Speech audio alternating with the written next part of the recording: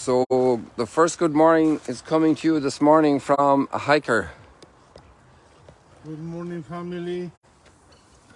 How are you doing? Father Juan, where have you been? This is the very first day I go out to walk in the morning after my operation. A little walk, not so long, but very beautiful. I was enjoying the sunrise, beautiful on the Sea of Galilee. Thank you very much for your prayers. Thank you for your support. Thank you for so many ways of expressing your affection to me because of my operation. I am back,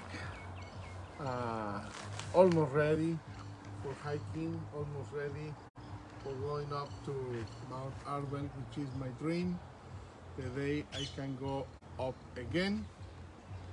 So thank you and have a nice day. Enjoy your stroll and chat with Father Raymond. Thank you, Father Raymond. God bless you, Father Juan. Bye. Great to have you back walking again. Thank you, thank you.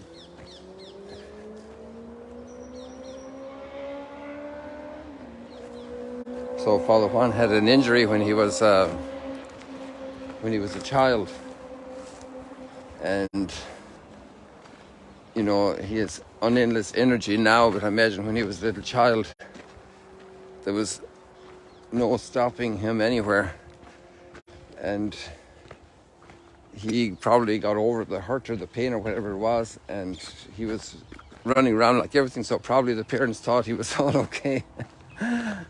But he had an injury and some damage to bones in his foot, and he just lived with it. He grew out of it.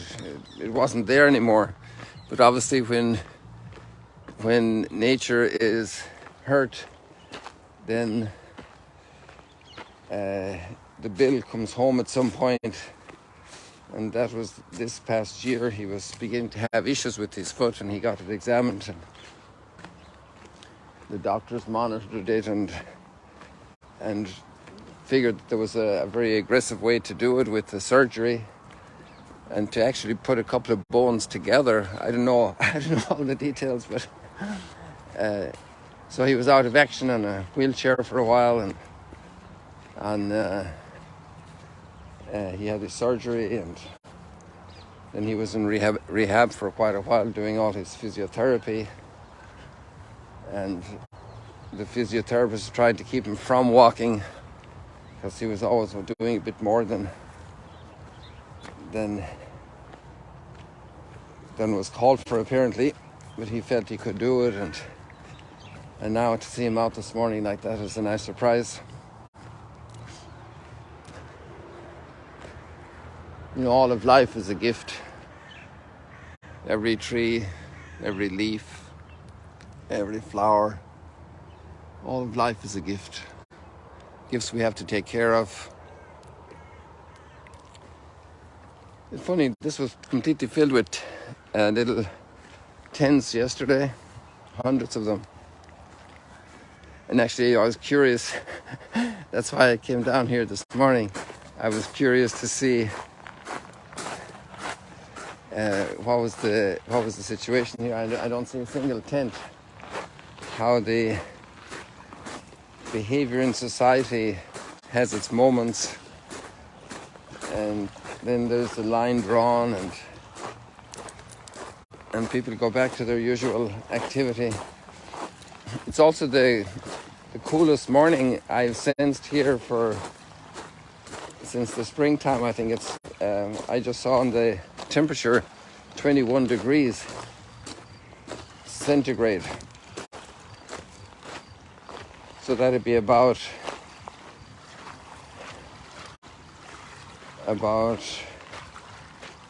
68 degrees Fahrenheit.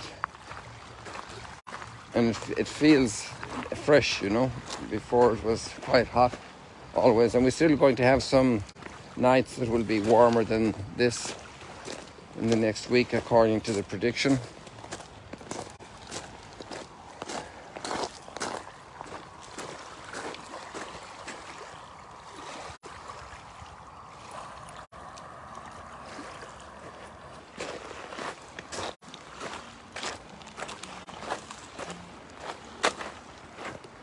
I won't show you the beach because it's quite dirty.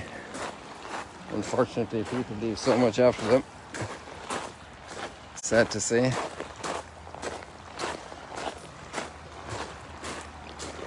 Did you see that bird there in the water?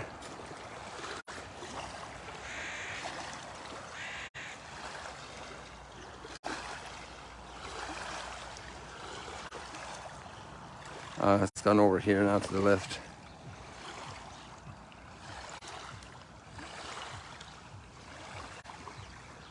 Oh, really moving. So further going north here.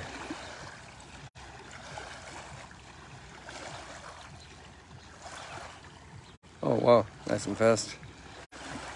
So she's heading up there.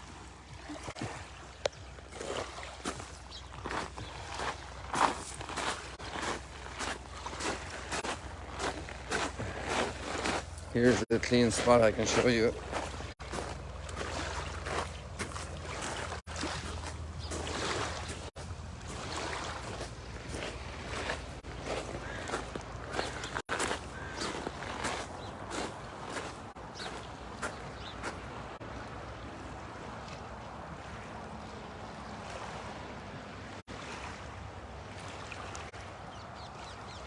So we continue with Job.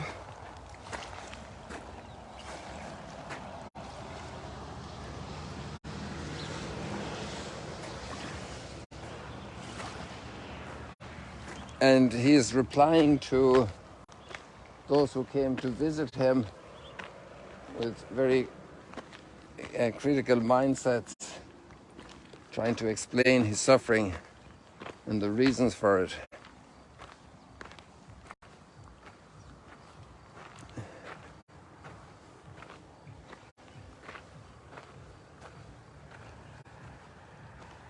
And it's a great reflection on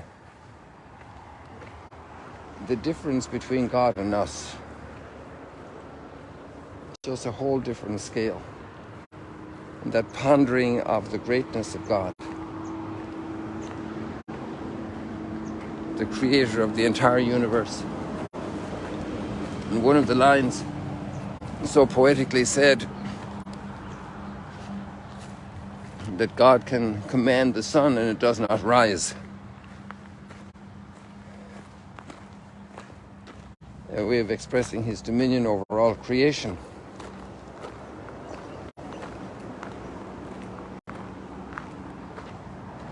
Obviously, with our knowledge of astronomy today, it doesn't seem to be the normal thing God would do because it always rises. But it's also, and probably even then at that time, but yet recognizing that dominion of God over creation.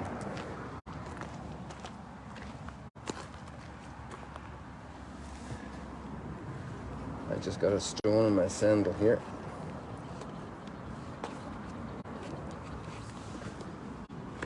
I think I'm good now.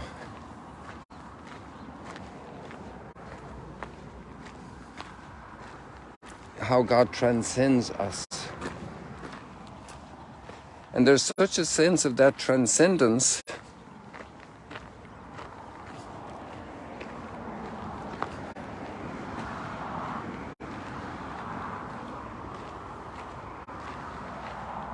that he feels like he's not even a partner to speak with God.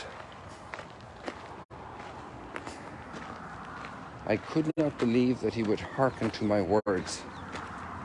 But maybe it's not just old Job saying this, you know. Maybe that's a sentiment sometimes we could have, but not so much from our faith in God as our lack of faith. And you can't doubt Job's faith in God. It's very powerfully expressed as he wrestles with the presence of God in his life.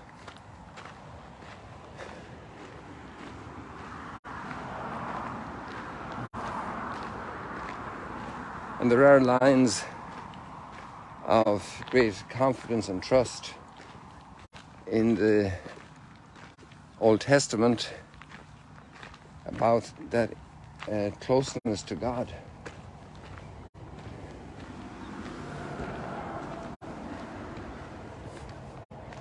even with the Song of Songs reaching a tremendous peak of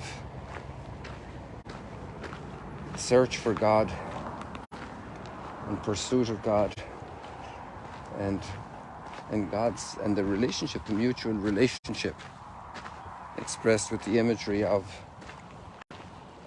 love between lover and beloved, and like a child rests in its mother's arms, so my soul rests in the Lord my God. So there is also that experience in the Hebrew Scriptures. But then we could go to the New Testament and we see that gift we have, you know, that whatever you ask the Father in my name, he will grant you.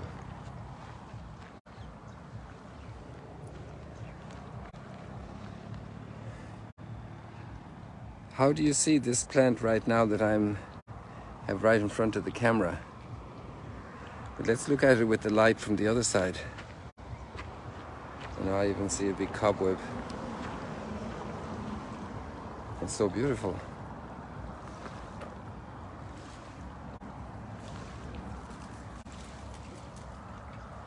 This flowering of the reed, if you want to call it a flowering.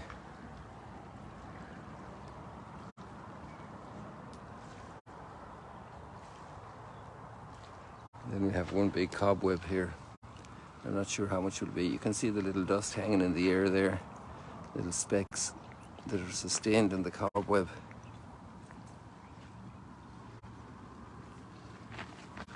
I'm trying to see where I can go through with that. Oh, there are all the lines as well. Let's see if I can get it from the other side for you. I have to get down underside or break it. No, from this side I can hardly see anything. I can just see the spots that they're actually little insects that are caught in the cobweb. But we can't do anything there, especially with the white wall behind. But you can see all the intricate design of the cobweb here. I wonder if you can see the lines. I doubt it. Maybe with the sun directly.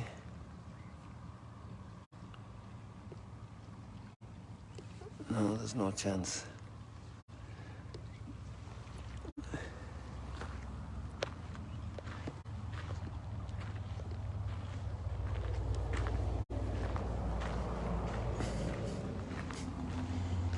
And one of the big themes of Job is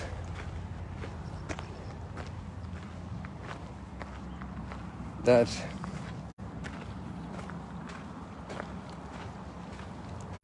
complete inability to control things, to have things. The Lord gives and the Lord takes away. And obviously I want all those material things and those blessings. And they're fragile and I can lose them. And if we jump over to the gospel text today, it's really amazing. The Son of Man, an expression Jesus uses for himself from the book of Daniel, has no place to lay his head.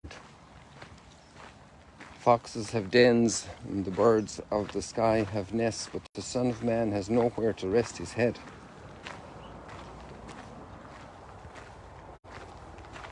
That totally voluntary abandonment of material goods that's characteristic of the consecrated life of following the Lord's call. For me, it was in a formal way by vows 46 years and 2 days ago.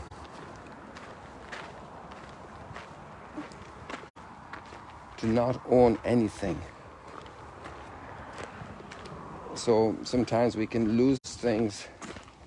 I remember when I was a child, there was a famous storm called Debbie, and it knocked down 8 ash trees in our farm and it destroyed a crop of wheat.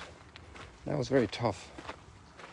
Thanks be to God, none of the animals were killed. There was one tree fell where the calves were sitting in the grass grazing, and none of them were, well, they weren't grazing, they were sitting down. And maybe they were even young calves, wouldn't graze too much, drinking more milk from their mums, but they were not hurt. and that was a blessing. But we had a lot of damage from that storm, and I know people are going through rough storms right now, also real physical storms, not just moral storms. The Lord gives and the Lord takes away. Blessed be the name of the Lord, that famous line from Job. And here we have people just giving away, leaving the material. How many have been deeply inspired by that line of Jesus? The foxes have dens and the birds of the sky have nests, but the Son of Man has nowhere to lay his head. That's another expression of the incarnation. That the one who had dominion over everything, the one who is totally powerful and commands the entire universe, would choose to live in the world without any property, showing us the path of life, and to put our trust in God alone. In God we trust is a famous motto. One thing is to say it, and another thing is to live by that faith. And that's a school of life. That's an exercise, like all exercise are, even walking in the morning, rehabilitation after an accident or surgery. It's a whole school of life, learning to become detached. Living among the material things, living in a nice home, maintaining a nice garden, preparing a nice meal, taking good care of our clothes, of our vehicles, of our property. And yet my soul and my heart are completely with the Lord. That I know all of these things are so fragile, they can go very quickly, even my own life. And so my trust is somewhere else. I won't trust in something that's going to fail when push comes to shove. So there we have a big rock, and we have two birds perched. Oh, one just flew away.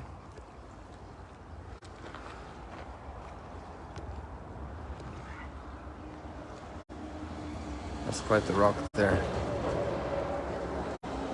That's actually famous. That's mentioned by tourists even hundreds of years ago. We'll say goodbye today. That's a lot of stuff. God bless you. See you later, alligators.